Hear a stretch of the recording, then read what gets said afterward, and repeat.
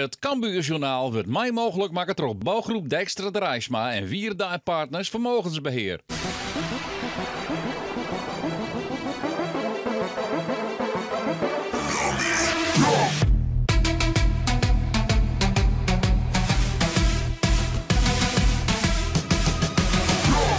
Welkom bij het Cambuurjournaal. Na een prachtig weekend met Cambuur ontreden in Telstar.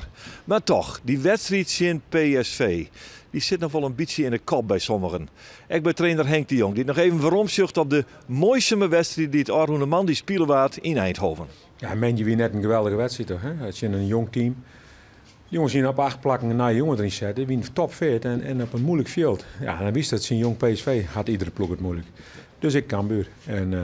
En gefeliciteerd wel won, want de spelers tussen de 4 en het 10 wedstrijden in het seizoen. 20 wedstrijden gaat goed, redelijk. En het 10 ook goed. Nou ja, als het is mist, dan komt het 0-1. Ja. Nou ja, komt bovenaan en hij 6 punten voorsprong op de nummer 3. Hier is dat verwachten vooral? Nee, ik hier net verwachten dat we met de crisis. Het is nog geen crisis, we zijn al lang net, maar voorlopig zijn we goed. En, hier is net verwacht? Nee, laten we gewoon eerlijk wezen. Cambuur is 3-4 keer gepromoveerd. 3 keer bovenaan eindigen. Ja, in 56 jaar. Dat is net samen wegleer. En oren tegenstanders die versterk ik. En dus dat is net samen gebeurt dat weer. Dus dat betekent dat we met z'n allen als totale club het hartstikke goed doen. Telstar, dat wie vriend hier, een van de clubs die het zijn hebben, geen promotie en degradatie. Clear, het is roenstad het roen is. Maar een paar weken verlien, door wie de Telstar-voorzitter Pieter de Waard te gast in het programma Veronica Inside. Door die het was nog even vooruit en hij zei van, wij binnen inderdaad een van die clubs die te verzwaren hebben dat Cambuur net promoveren zou. Hebben we even voorlijn aan Henk de Jong. Wat vindt hij van zijn uitspraak? Ja. Wat ik mooi vond dat de trainer zei, ja, hier snap ik helemaal niks van. Daar ga ik met de meid in. En wij zijn het sportieve. En wat die man zei, ja, maar dat zei alweer, maar dat meid me net er ook aan. En dan dit zinstander van morgen Telstar, het voetbal in de gedeelte maar even oppakken. Liekens alle weken zei Henk de Jong, tja, Telstar, het is al lastig het zinstander. Telstar speelt ik altijd leuk voetbal. Had goed voorkwam er, met Andries Jonkerijk.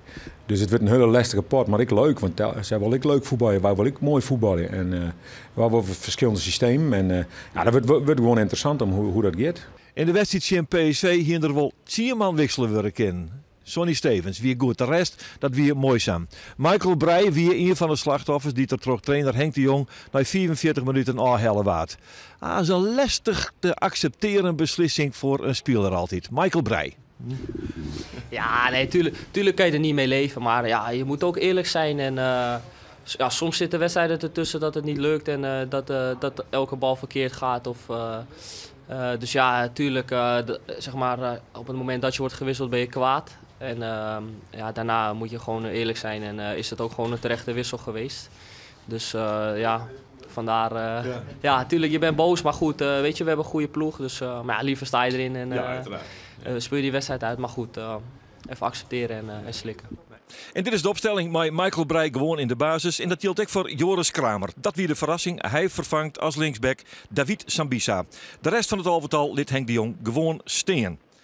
En dan kijken we naar de wedstrijd. Tja, wat moet je daar nou van zeggen? Het wie in de eerste helft. Nou ja, een wedstrijd zonder kansen, amper kansen. Je zegt het ik wel, we starten deze samenvatting al in de 20e minuut. En dan is er eindelijk een liedskansje voor Cambuur. Maar echte grote kansen wie er net noteert. Jamie Jacobs, wie de man die hem krijgt, nou stikt op onjan van diezelfde Michael Breij.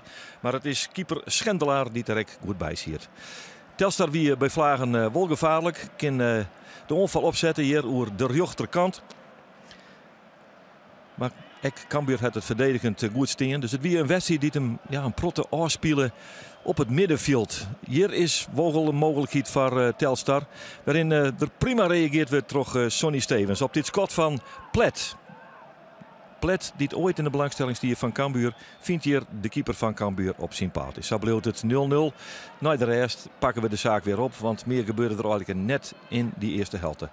In de tweede helft is dit Joris Kramer. Die denkt, ach, Dit is een procentje al Jan. En dan zet hij zelfs een kans op voor de tegenstander. Maar die wordt helaas voor Telstar en gelukkig voor Cambuur net benut. Omdat op een nij keeper Stevens daar goed op stel staat. Maar wie zelfs een behoorlijke blunder van de verdediger van Cambuur. Deze man, Joris Kramer, die kans samen voetjoeg. Sugges. Het is een afgemeten paas toen je ze kennen. En dan komt die bal voor de voeten van Giuliano van Velzen. En die helpt uit. Maar Sonny Stevens die weer een prima partij te keepen. Het bleef 0-0 in deze wedstrijd. Maar het zou net lang worden, want hier gaat Telstar er op de rechterkant van terug. En dan leidt het iepen bij Cambuur. Is dit een mooie beweging. En dan gaat hij op een eind van Velzen. En die rost hem in de dak van de goal. En na 54 minuten staat Telstar toch op voorsprong. Toch een doelpunt van Giuliano van Velzen. Het zit net lekker bij Cambuur, want hier komt Paulussen te let. Schouten is ook net echt lekker in de buurt. Dan kan de paas vrij jong worden.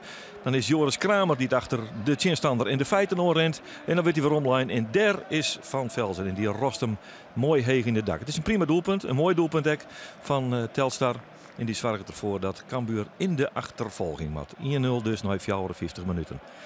En dan had Cambuur. Je kent de ploeg een compliment, Jan. Ze rijdt net in paniek. En zie je daarbij mogelijk toch de onval.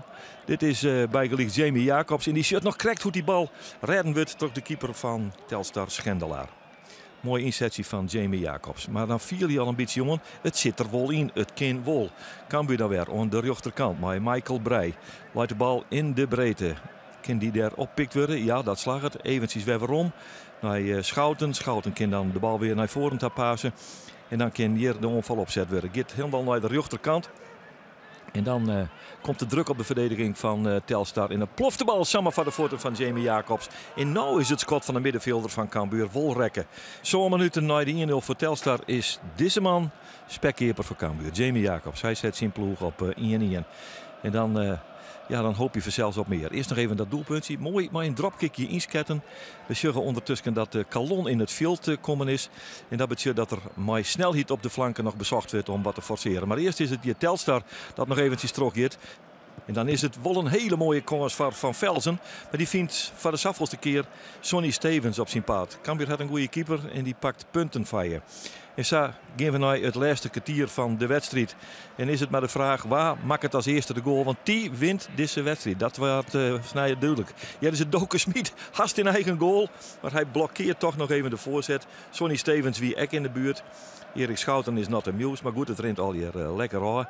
En zo gaat Cambuur het laatste kwartier in. Maar de onval hier over de linkerkant. Isaac Calon in balbezit. Ik zei al, hij is in het veld komen. En gaat hier eventjes oer de knibbel. En dat is een oertreding van Siebe van der Meulen. En dat betekent dat Cambuur een vrije trap te nemen krijgt.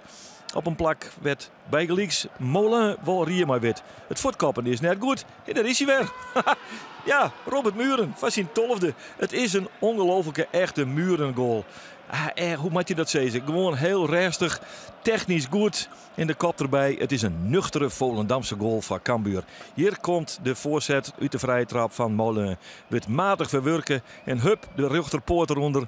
En Cambuur stiert op een 2 in vastsprong. En zo komt er in 3 dagen een totaal van 9 punten bij het al mooie totaal van Cambuur. Het is een prachtige weekendwest voor Cambuur. Bij het voetbal beter kennen hier, maar de resultaten net. Sinds stonden mij 5-3-2. Dat betekent wedstrijden waar heel weinig kans binnen. Vaak is 0-0 of 1-1 of 0-1. Ja, en dan gaat het om dat je op beslissende momenten scoort. Toen wist je net volle kansen krijgt. Hè? Want je zet het centrum tegen, maar als hij op een kant komt, dubbel is ik hem. Dus er komt eigenlijk weinig uit. Dus daar hebben we het maximaal uithalen, vind ik. Op slot maar 1-0 achter. Bader dat even zwargen, want de omschreeuwt al, het is moeilijk voetbal in deze manier van spelen. En dan mag er wel achterom. Ja, we hebben wel scoren, jongens. Zo Jamie Jacobs zit net altijd even goed in de wedstrijd op dit moment. Nou, dat hindert niks. Hè. We zijn een jaar hier bezig, dus dat ken. Maar het is wel een jongen die de bal bent zit. En dat wist gewoon mij. Hij krijgt een kans en die gaat erin. En Robert hetzelfde. Als de jongens echt kansen krijgen, dan gingen ze. Hè. We in de eerste helft een twasje niet in situatie. En dan weer een baltje kon Mikey Breij meenemen. Nou, vierde net echt veel kansen. Zij kregen een aantal mogelijkheden. Ja, maar dan op een gegeven moment beslist een boord. Dus dan mag net in de waarheid van die kansen komen. Boor. Nou, Jamie Jacobs, dit mogen we toch wel een spannend avondje noemen, hè? Ja, dat was wel even binnenkruipen op de laatste minuutjes. Maar goed, we halen hem binnen. 3 wedstrijden in de week, 9 punten. Het mag er wezen. Dat mag er absoluut wezen. Maar laten we eerst eens even naar deze wedstrijd kijken. Hij was best wel ingewikkeld en moeilijk. Het was, jullie hadden het niet makkelijk. Nee, nou, ik vond ook niet dat we het echt heel moeilijk waren. Dat we op de laatste 5 minuten na het ons onder druk zetten. Hebben we op zich niet zo heel veel weggegeven. Dus ik vond ons op zich verdedigd goed staan. Aan de bal liep het af en toe niet, niet helemaal lekker. Voetbalde hem niet zoals we gewend waren. Maar wat ik zeg, 3 puntjes zijn nu even het belangrijkste. En dan komt het mooie voetbal komt straks wel weer. Ja, dit is wat de trainer december en januari voetbal noemt. Ja, zolang we de punten halen, vind ik het prima. Nou is het klaar. Ja. Maar toch even schrikken, hè? Want je komt 1-0 achter. Hè? Nou moet je toch even echt achter de feiten aan. Hè?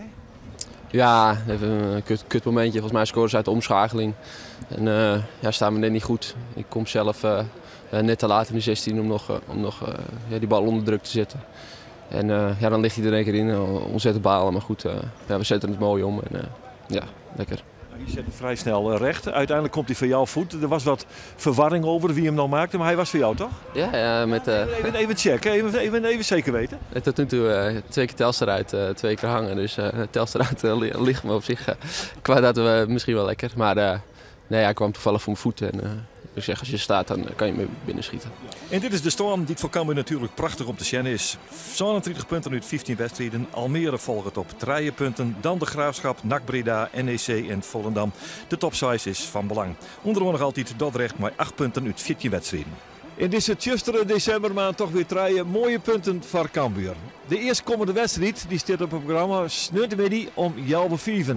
Dan speelt het Cambuur thuis tegen Jong AZ. En dan binnen maar liefst 2 Cambuurjournaals. 1 op sneun en 1 op snoeien.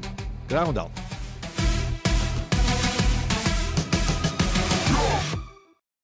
Het Cambuurjournaal waard mij mogelijk maken door bouwgroep Dijkstra de Rijsma en Wierda en Partners Vermogensbeheer.